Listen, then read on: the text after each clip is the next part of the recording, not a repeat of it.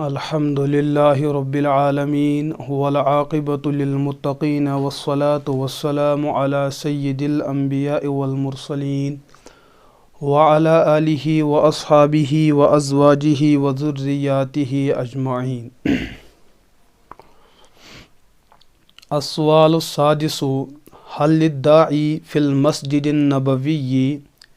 ان یجعل وجهه الى القبر المنیف ویسأل من المولى الجلیل متوسلا بنبیہ الفخیم النبیل علیہ الصلاۃ والسلام۔ یہ کتاب چونکہ آپ کے علم میں پہلے سے بات طے اور واضح ہے، یہ کتاب المہند علی المفند کی کتاب ہے، جس کا اردو میں نام ہے عقائد اہل السنت والجماعت علماء دیوبند ہے۔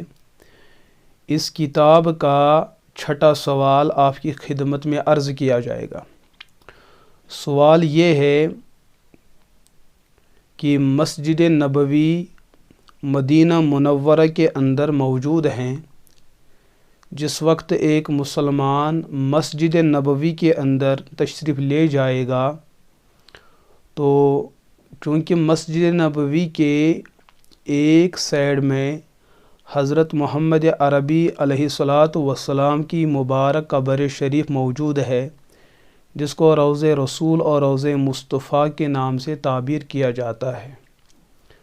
مسجد سے نکلنے کے بعد جب انسان روضہ رسول پہ جائے گا تو اس موقع پر حل الداعی فی المسجد النبوی ان یجعل وجہہ الی القبر المنیف، مسجد نبوی میں دعا کرنے والے کو یہ صورت کہ قبر شریف کی طرف منہ کر کے کھڑا ہو جائے اور اللہ کے رسول علیہ الصلاۃ والسلام کے لیے دعا کرے۔ مسجد نبوی کے اندر جانے کے بعد جب روضہ رسول پہ پہنچنا ہو جائے گا تو اس وقت یہ زائر، زیارت کرنے والا، حضور علیہ الصلاۃ والسلام کے مبارک روضے پہ آنے والا شخص حضور کے لیے کس طرح دعا کرے گا؟ دعا کرنے کی ایک شکل یہ ہے کہ یہ شخص قبلے کی طرف منہ کرے گا، قبلے کی طرف منہ کرے گا اور حضور کی مبارک قبر اس کے سامنے رہے گی، حضور کا مبارک چہرہ قبلے کی طرف ہوگا، یہ شخص اس سائڈ میں آ کر قبلے کی طرف چہرہ کرے گا اور حضور علیہ الصلاۃ والسلام کے لیے دعا کرتا رہے گا۔ ایک شکل یہ ہے۔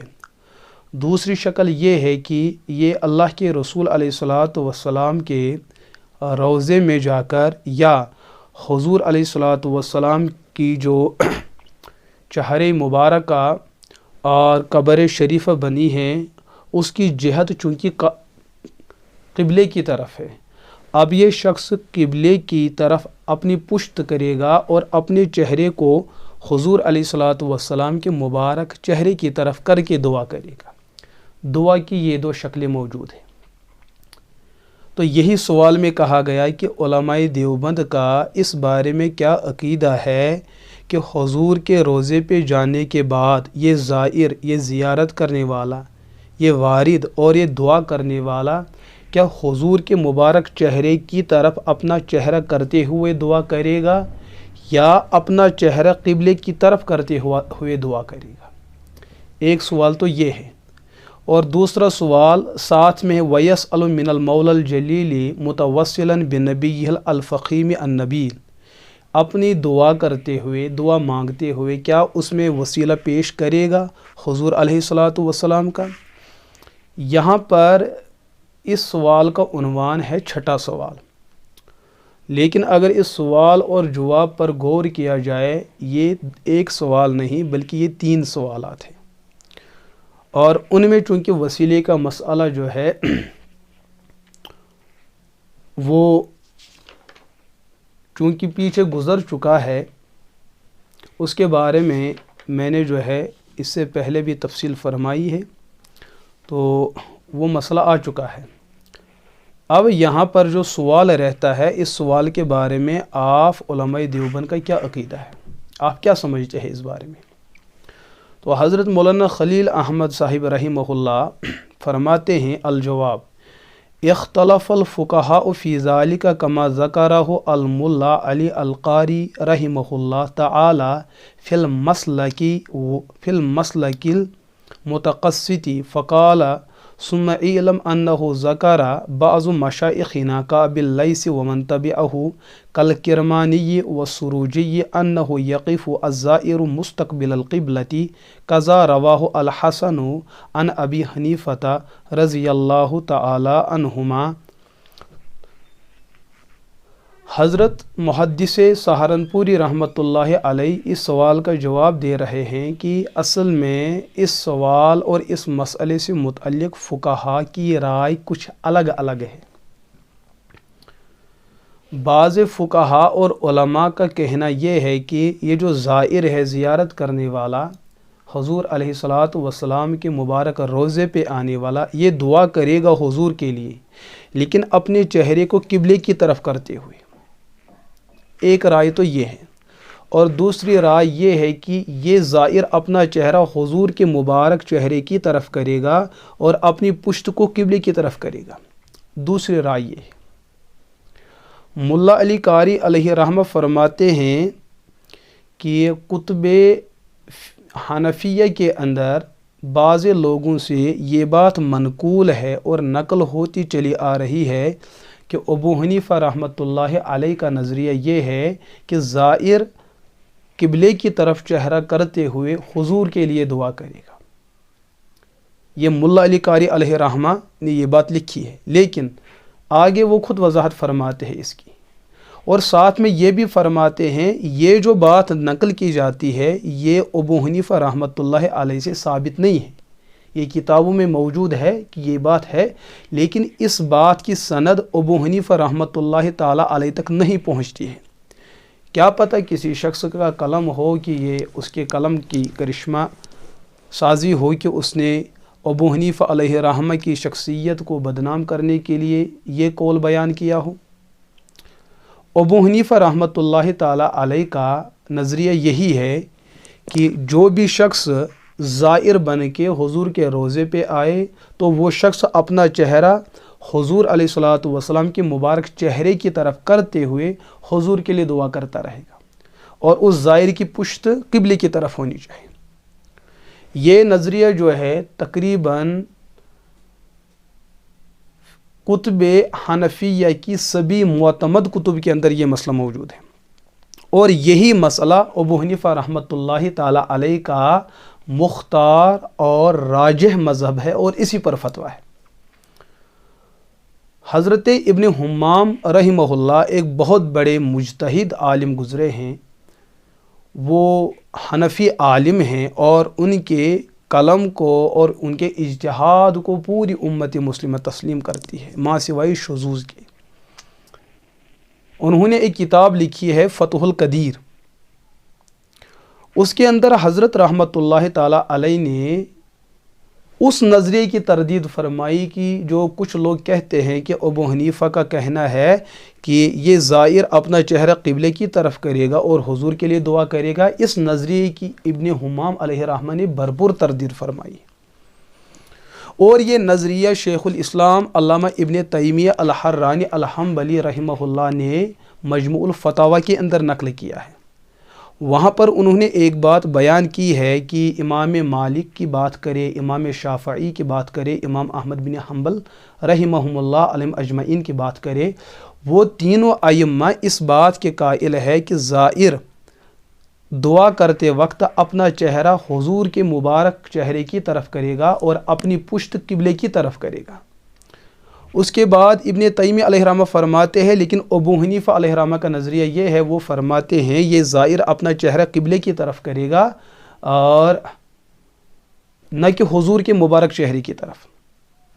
یہ ابن تیمیہ علیہ رحمہ کی ایک غلطی ہے، شاید کہ انہوں نے کتب احناف کی معتمد اور مستند کتب کا مطالعہ نہیں کیا ہے، جس وجہ سے حضرت شیخ الاسلام علیہ رحمہ کو یہاں پر غلطی لگ چکی ہے۔ अबू हनीफ़ा रहमतुल्लाह ताला अलैह की वो अहादीस जो उनके तलबा ने उनको जमा किया है कि हज़रत अबू हनीफ़ा रहमतुल्लाह अलैह ने जिन अहादीस को अपने असातिज़ा और सहाबा से महफूज किया है, उनमें एक हदीस है, ये मेरे सामने है, मुस्नद अबी हनीफ़ा। इसकी शरह है हज़रत मुल्ला अली कारी रहमतुल्लाह अलैह की, और दूसरी किताब है मौसूआ लिमरवियात अबी हनीफ़ा, उसके अंदर भी किताब मौजूद है। और तीसरी किताब है मुस्नद अल इमाम अल आज़म इमाम हस्कफ़ी रहमतुल्लाह अलैह की। इसके अंदर हज़रत अबू हनीफ़ा रहमतुल्लाह ताला अलैह अपना नज़रिया पेश करते हैं। वबिही क़ाला हद्दसना अबू हनीफ़ा अनिल मंसूरी अन मोहम्मद इब्न बिश्रिन अन नाफ़िअन अन इब्न उमर अन्नहु क़ाल मिन सुन्नति अन तअतिया क़ब्र नबी सल्लल्लाहु अलैहि वसल्लम मिन क़िबलिल क़िबलति, कि हुज़ूर अलैहिस्सलातु वस्सलाम की मुबारक कब्र पर आने का जो सुन्नत तरीका है, इंसान क़िबले की तरफ से आकर हुज़ूर के रोज़े पे आ जाए। वतजअल ज़हरक इलल क़िबला, कि ये ज़ाइर दुआ करने वाला अपनी पुश्त क़िबले की तरफ करेगा। वतस्तक़बिलिल क़ब्र बिवजहिका, और अपने चेहरे को हुज़ूर अलैहिस्सलातु वस्सलाम की मुबारक कब्र और मुबारक चेहरे की तरफ करेगा। सुम्मा तक़ूलु, फिर ये ज़ाइर दुआ करेगा। उन दुआओं में एक दुआ ये भी कहेगा, अस्सलामु अलैका अय्युहन नबिय्यु व रहमतुल्लाहि व बरकातुहू। तो इसके अंदर ये रिवायत मौजूद है, हदीस है, हदीसु ज़ियारत क़ब्र नबी सल्लल्लाहु अलैहि वसल्लम। ये हदीस जो है दीगर कुतुब के अंदर भी मौजूद है, जैसे शोबुल ईमान के अंदर ये हदीस मौजूद है, 3867 नंबर पे ये हदीस मौजूद है। इमाम बैहक़ी ने एक उन्वान कायम किया है, बाब ज़ियारत क़ब्र नबी, और वहाँ पर एक दूसरा उन्वान है किताबुल मनासिक, हज का उन्वान है, बाब फ़ज़्लिल हज वल उम्रती। इस बाब के तहत उन्होंने हदीस को नकल किया है हज़रत अनस बिन मालिक रदी अल्लाह ताला अन्हु से, कि उनके साहिबजादे फरमाते हैं, मेरे वालिद जब भी हुज़ूर अलैहिस्सलातु वस्सलाम के रोज़े पे तशरीफ़ ले जाते थे तो वहाँ पर अपने चेहरे को हुज़ूर के मुबारक चेहरे की तरफ करते हुए अपने दोनों हाथों को उठाते थे और हुज़ूर के लिए दुआ करते थे। हाल ये था कि मेरे वालिद की पुश्त क़िबले की तरफ हुआ करती थी। दूसरी रिवायत है हज़रत इमाम हस्कफ़ी की मुस्नद इमाम आज़म के अंदर, जिसका मैंने अभी भी हवाला पेश किया है। तो हदीस नंबर जो है उन्होंने लिखी है 37, उसके अंदर ये रिवायत मौजूद है। यही हदीस मौजूद है मुअत्ता इमाम मोहम्मद के अंदर। यह है मुअत्ता इमाम मोहम्मद।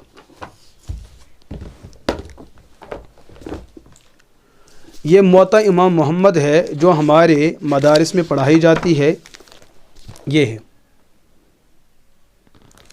अब इसके अंदर भी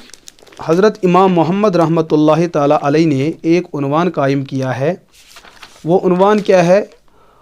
बाब क़ब्र नबी सल्लल्लाहु अलैहि वसल्लम वमा युस्तहब मिन ज़ालिक, सफ़ा नंबर 396 पे। ये है उन्वान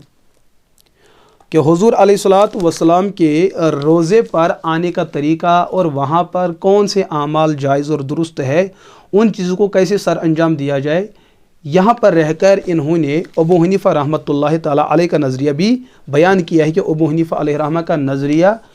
जैसे उन 3 अइम्मा का है कि ज़ाइर अपने चेहरे को हुज़ूर के चेहरे की तरफ करते हुए दुआ करेगा और अपनी पुश्त को क़िबले की तरफ करेगा। लिहाजा जहाँ तक बात है इब्न तैमिया अलैह रहमा की, शायद उनसे गलती लग चुकी है, तो उस गलती की जो भी वजह हो। और इसी तरीके से ये हदीस जो है मुसन्नफ़ इब्न अबी शैबा के अंदर ये रिवायत मौजूद है। हिलियतुल औलिया इमाम अबू नुऐम रहमतुल्लाह ताला अलैह, उनकी किताब के अंदर ये हदीस मौजूद है कि हज़रत अबू हनीफ़ा रहमतुल्लाह अलैह का नज़रिया यही है। जैसे उन 3 अइम्मा का नज़रिया है, वही नज़रिया जो है अबू हनीफ़ा रहमतुल्लाह ताला अलैह का है। और जो ये बयान किया गया है कि मौला अली कारी अलैह रहमा फरमाते हैं कि इमाम सुरूज और इमाम किरमानी जो बात करते हैं अबू लैस की, अबू लैस रहमतुल्लाह अलैह, कि अबू लैस फरमाते हैं कि अबू हनीफ़ा अलैह रहमा जो है क़ब्र रसूल पर आने पर इस नज़रिए के भी कायल है कि चेहरा क़िबले की तरफ हो और दुआ हुज़ूर के लिए की जाए। फरमाते हैं ये नज़रिया ठीक नहीं है। आगे मुल्ला अली कारी अलैह रहमा फरमाते सुम्मा नुक़िला अन इब्न हम्माम बेअन्न मा नुक़िला अन अबिल लैस मरदूदुन, कि امام ابن حمام علیہ رحمہ نے فتح القدیر کے اندر یا اپنی دیگر کتب کے اندر ابو لیث نے جو روایت ابو حنیفہ سے نقل کی ہے، اس روایت کی زبردست رد فرمائی ہے کہ یہ روایت ثابت نہیں ہے، اس کی سند ابو حنیفہ علیہ رحمہ سے ثابت نہیں ہے، بلکہ ابو حنیفہ علیہ رحمہ کا نظریہ وہی ہے جو میں نے موطا محمد کے حوالے سے یا مصنف ابن ابی شیبہ کے حوالے سے یا شعب الایمان کے حوالے سے یا حلیۃ الاولیاء کے حوالے سے یا دیگر کتب حدیث مسند ابی حنیفہ کے حوالے سے عرض کی کہ ابو حنیفہ علیہ رحمہ کا نظریہ یہی ہے کہ زائر اپنے چہرے کو حضور کے چہرے کی طرف ان کے لیے دعا کرے گا۔ کیوں ابن حمام نے یہ کیوں فرمایا کہ ابو لیث کی یہ بات ثابت نہیں؟ فرماتے ہیں بما روا ابو حنیفہ عن ابن عمر رضی اللہ تعالی عنہ، اس کی وجہ یہ ہے کہ ابو حنیفہ رحمۃ اللہ علیہ خود ابن عمر رضی اللہ تعالی عنہ سے یہ حدیث نقل کرتے ہیں، وہ فرماتے ہیں قال من السنت، سنت یہ ہے ان تأتی قبر رسول اللہ صلی اللہ علیہ وسلم کہ زائر حضور کے روزے پہ آ جائے گا، فتستقبل القبر بوجہک، کہ وہ اپنے چہرے کو حضور کے مبارک قبر اور چہرے کی طرف کرے گا،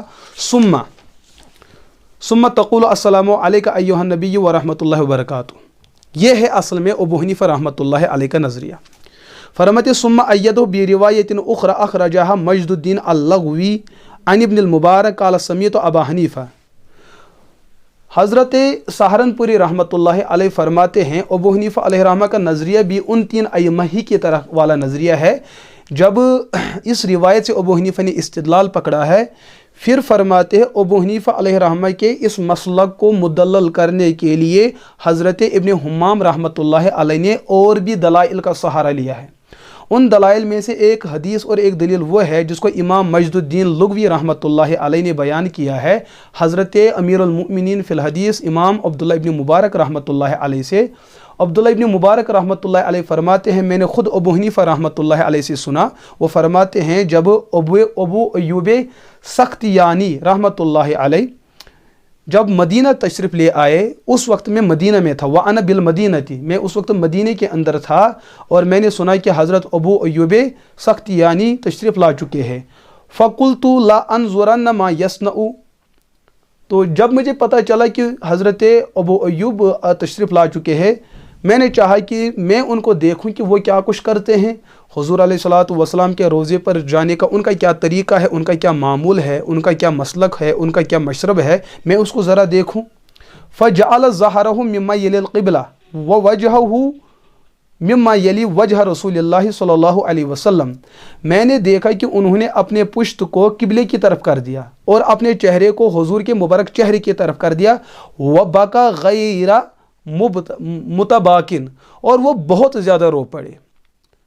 حضرت ابو ایوب نے اپنے چہرے کو حضور کے روزے پہ جا کر اپنے چہرے کو حضور کے چہرے کی طرف کر دیا، دعا کرنے کے لیے، ان کے لیے رفع درجات کے لیے، ان کے لیے فاتح خانے کرتے کے لیے، اور اپنی پشت کو قبلے کی طرف کر دیا، لیکن بہت زیادہ روتے ہوئے۔ فقام مقام فقیہ، ایسا تو کوئی مجتہد، کوئی اللہ کا خاص ولی ہی اس طریقے سے رو سکتا ہے۔ فرماتے ہیں یہ سب کچھ بیان ہونے کے بعد حضرت سہارنپوری رحمۃ اللہ علیہ فرماتے ہیں ملا علی قاری علیہ رحمہ نے دونوں روایتوں کو جمع کیا ہے، جس میں ابو لیث فرماتے ہیں کہ قبلے کی طرف چہرہ کیا جائے، اور اس روایت کو بھی جمع کیا جس کو ابن حمام نے بیان کیا کہ روزے رسول میں حضور علیہ الصلوۃ والسلام کے مبارک چہرے کی طرف اپنا چہرہ کیا جائے۔ ان دونوں روایتوں کو بیان کرنے کے بعد فرماتے ہیں ثم قال العلامۃ القاری بعد نقلہ وفیہ تنبیہ علی ان ھذا ہوا مختار الامام بعد ما کان مترددا فی مقام المرام۔ حضرت ملا علی قاری رحمۃ اللہ علیہ یہاں پر رہ کر انہوں نے اپنی کتاب جو ان کی کتاب کا حوالہ پیچھے گزر چکا ہے، المسلک المتقصد فی المنسک المتوسط، یہ ایک بہت بڑی کتاب ہے، تقریباً اس کے صفحہ 514 پر ایک عنوان ہے باب زیارتی سید المرسلین، اور دوسرا عنوان ہے باب زیارت قبر سید المرسلین۔ وہاں پر انہوں نے اس مسئلے کو بیان کیا ہے۔ یہ کتاب مکتبہ الامدادیہ مکہ مکرمہ سے چھپی ہے، تقریباً 700 صفحات کی کتاب ہے، بڑی مضبوط کتاب ہے۔ اس کے اندر ملا علی قاری علیہ رحمہ نے دونوں باتوں کو نقل کرنے کے بعد لکھا ہے کہ یہاں پر ایک تنبیہ ہے کہ ابو حنیفہ علیہ رحمہ کا جو مسلک مختار ہے، جس پر ان کا عمل ہے، جو انہوں نے اختیار کیا ہے، وہ وہی ہے جو حضرت ابن حمام رحمۃ اللہ علیہ نے بیان کیا کہ ابن عمر رضی اللہ تعالیٰ عنہ فرماتے ہیں زائر کے لیے سنت یہ ہے کہ جب بھی وہ روضہ رسول پہ آئے اپنے چہرے کو حضور کے مبارک چہرے کی طرف کرتے ہوئے حضور کے لیے دعا کرے. یہ طریقہ ہے اور یہی سنت ہے. ابو حنیفہ رحمۃ اللہ تعالیٰ علیہ کا یہی نظریہ ہے. پھر یہاں پر وہ ایک بیان مسئلہ کرتے ہیں کہ جو ابو لیث کی روایت ہے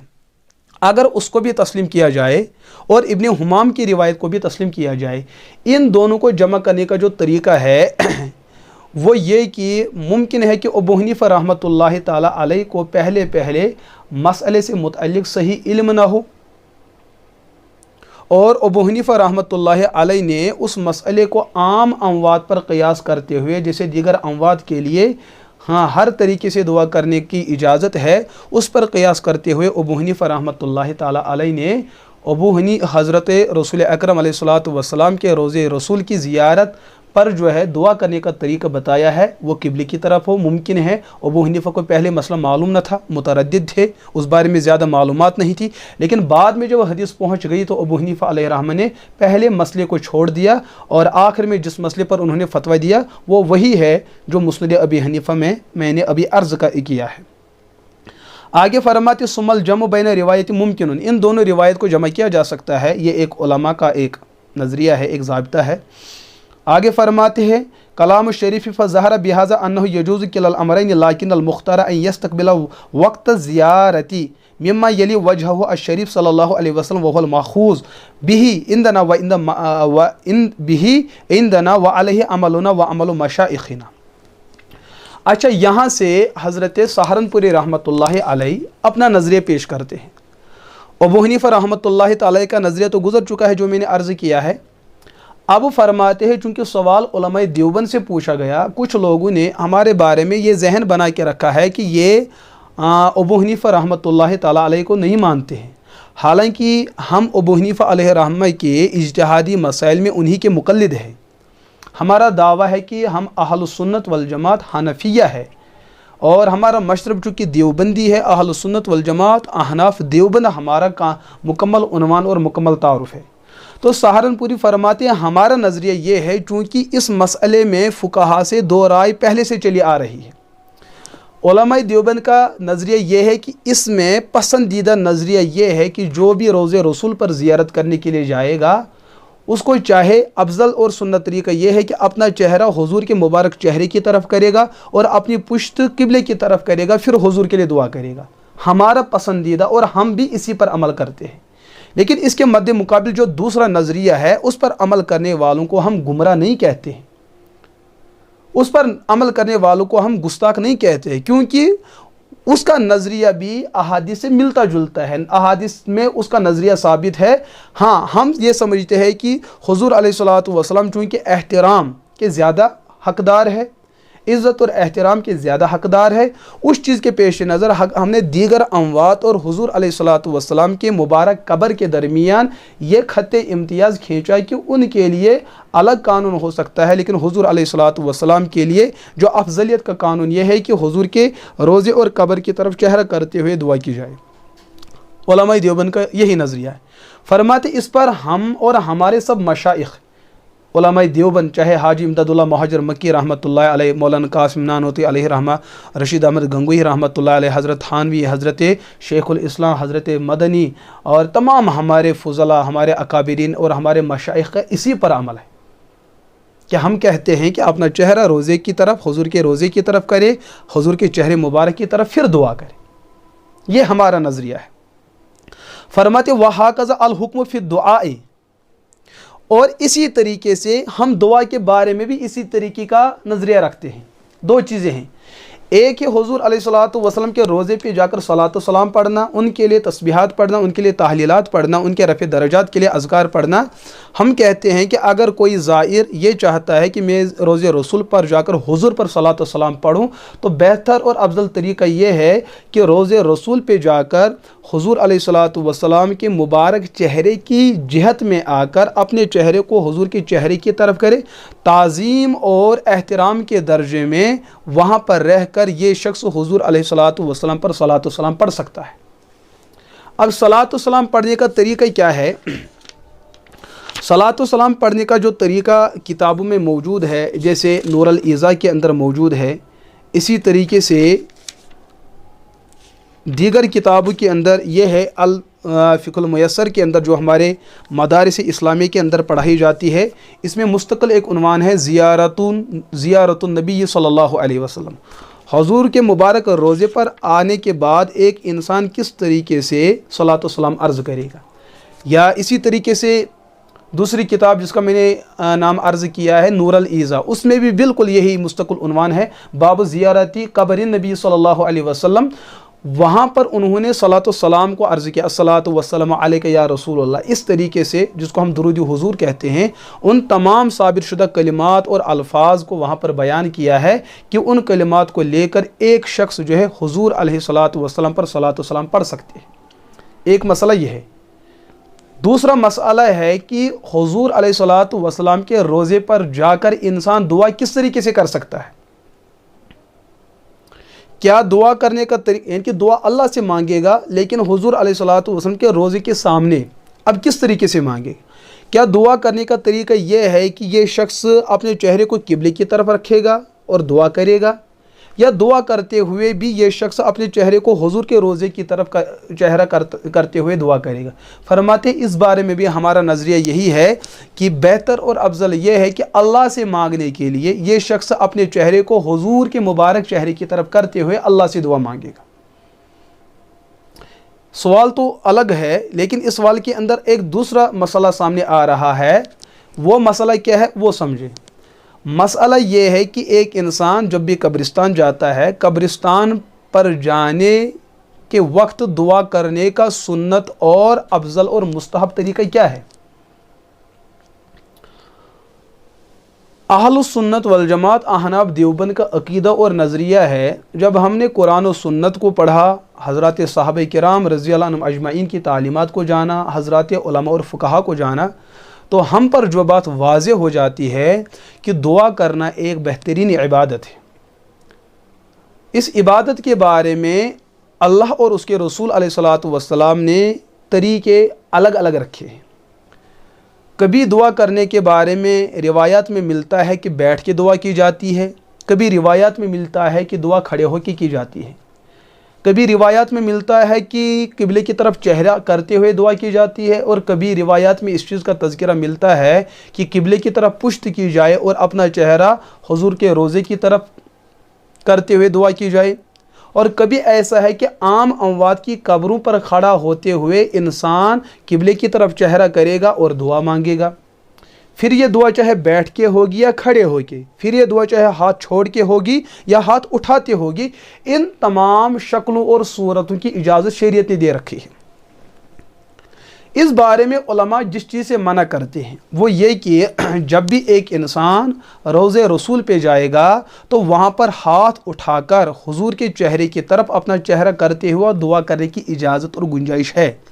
کیونکہ حضرت انس بن مالک رضی اللہ تعالیٰ عنہ کی روایت ثابت ہے، حضرت ابن عمر رضی اللہ تعالیٰ عنہ کی روایت ثابت ہے، وہ ایسا ہی فرمایا کرتے تھے، اپنے دونوں ہاتھوں کو اٹھایا کرتے تھے، صلاۃ و سلام بھی پڑھتے تھے اور حضور کے لیے دعا بھی فرماتے تھے۔ میت کے لیے دعا فرمانا، میت کے لیے دعا فرمانا، حضور کے لیے رفع درجات کی دعا کرنا، اس کے لیے صحابہ حضور کے روزے کے سامنے کھڑے ہو کر مبارک چہرے کی جہت میں آ کر کھڑے ہو کر دعا مانگتے تھے، اللہ سے حضور کے لیے رفع درجات کی دعا مانگتے تھے۔ تو دیگر اموات کے متعلق بھی دونوں طریقے ہیں کہ ان کو سامنے رکھ کر دعا کی جائے ہاتھ اٹھاتے ہوئے، اس کی بھی گنجائش ہے، لیکن علماء ایک جگہ منع کرتے ہیں، وہ یہ کہ جہاں پر قبرستان سے باہر گزرنے والوں کو اس چیز کا شبہ پیدا ہو جائے کہ یہ جو دعا کرنے والا ہے، ہاتھ اٹھانے والا ہے، یہ اس میت سے، اس صاحب قبر سے دعا مانگ رہا ہے، اپنی حاجت مانگ رہا ہے، اگر گزرنے والے کے ذہن میں یہ خدشہ اور شبہ پیدا ہو جاتا ہے تو اس صورت میں ہاتھوں کو چھوڑتے ہوئے دعا مانگنا پسندیدہ اور افضل ہے، ورنہ ہاتھ اٹھاتے ہوئے دعا مانگنا یہ ناجائز نہیں ہے۔ آپ ہاتھ اٹھا کر بھی دعا مانگے گی، یہ مسلم کے اندر صراحتاً یہ روایت موجود ہے، لیکن بس یہ ہے کہ مانگنے والے کے دل میں یہ جذبہ نہ ہو کہ میں اس صاحب قبر سے دعا مانگ رہا ہوں، میں اس سے اپنی حاجت طلب کر رہا ہوں، میں اس سے اپنی ضرورت مانگ رہا ہوں، اگر یہ چیز ہے پھر اس صورت میں دعا کا یہ طریقہ بالکل ناجائز اور حرام ہے۔ لیکن اگر یہ رسومات نہیں، یہ رواجات نہیں، یہ خرافات نہیں ہیں، ان تمام خرافات سے جو بھی دعا خالی ہوگی شریعت اس کی اجازت دیتی ہے، پھر چاہے وہ بیٹھ کے مانگی جائے یا کھڑے ہو کے، قبلے کی طرف چہرہ کرتے ہوئے یا میت کی طرف چہرہ کرتے ہوئے، ہاتھ اٹھاتے ہوئے یا ہاتھ چھوڑتے ہوئے، بس اس میت کے لیے یہ جذبہ ہو کہ اللہ اس کے درجات کو بلند فرمائے، اس کی مغفرت فرمائے۔ اگر میت حضور علیہ الصلوۃ والسلام کے ذات اقدس ہو تو ان کے رفع درجات کا جذبہ دل میں ہو، کیونکہ وہاں مغفرت کی بات نہیں ہے، وہاں رفع درجات کی بات ہے۔ فرماتے ہیں وہا قضا الحکم فی الدعاء کما روی عن مالک رحمہ اللہ لما سألہ بعض الخلفاء، کہ جیسے حضرت امام مالک رحمۃ اللہ علیہ سے بھی ایسا ہی سوال کیا گیا کہ قبر پہ جا کر دعا کرنے کے بارے میں آپ کا کیا نظریہ ہے، انہوں نے بھی یہی جواب دیا ہے۔ فرماتے وقت صرح به مولانا الگنگوہی فی رسالۃ زبدۃ المناسک مع عمدۃ المناسک، یہ کتاب جو ہے حضرت گنگوہی رحمۃ اللہ تعالیٰ علیہ کی، انہوں نے حج کے عنوان پر اس کتاب کو لکھا ہے۔ تقریباً 349 صفحات پہ یہ کتاب مشتمل ہے، بلکہ یہ 2 کتابیں ہیں، یہ ممبئی سے چھپی ہوئی ہے۔ اس کتاب کے اندر حضرت گنگوہی رحمۃ اللہ علیہ نے ایک مسئلہ یہ بھی زیر بحث لایا ہے کہ حضور کے روضے پر جا کر دعا مانگنے کا بہتر اور افضل طریقہ کیا ہے۔ وہ یہ کہ حضور کے مبارک چہرے کی طرف چہرہ کرتے ہوئے اپنے ہاتھوں کو اٹھائے اور حضور کے لیے دعا کرے، رفع درجات کے لیے۔ فرماتے ہیں حضرت سہارنپوری فرماتے ہیں اس مسئلے کو صراحت کے ساتھ اور مدلل اور منقح کرتے ہوئے حضرت گنگوہی رحمۃ اللہ تعالیٰ علیہ نے اپنی کتاب اور اپنے رسالے زبدۃ المناسک کے اندر اس کو بڑی صراحت کے ساتھ بیان کیا ہے۔ وَأَمَّا مسئلۃ التوسل فقط مرت فی صفحہ الثالث والرابع، رہا یہ جو سوال کے اندر جو ہے وسیلے کی بات آئی ہے، اس وسیلے کے بارے میں سوال نمبر 3-4 پہ یہ مسئلہ آ چکا ہے، جہاں پر وسیلے کی زیر بحث لائی گئی، تو وہاں پر ہم نے اپنا نظریہ پیش کیا ہے کہ اہل سنت والجماعت کس وسیلے کے قائل ہے اور کس وسیلے کو جائز کہتے ہیں، اس کی کتنی اقسام ہیں، ان اقسام میں کون سی قسم جائز ہے اور اس کا کیا درجہ ہے اور منکرین کا کیا مقام اور مرتبہ ہے، ان تمام چیزوں کو ہم نے گزشتہ مسئلہ توسل کے عنوان کے ضمن میں تفصیل کے ساتھ عرض کیا ہے۔ تو یہ آج کا سوال تھا۔ اللہ ہمیں مسئلہ سمجھنے کی توفیق عطا فرمائے۔ وآخر دعوانا ان الحمد للہ رب العالمین۔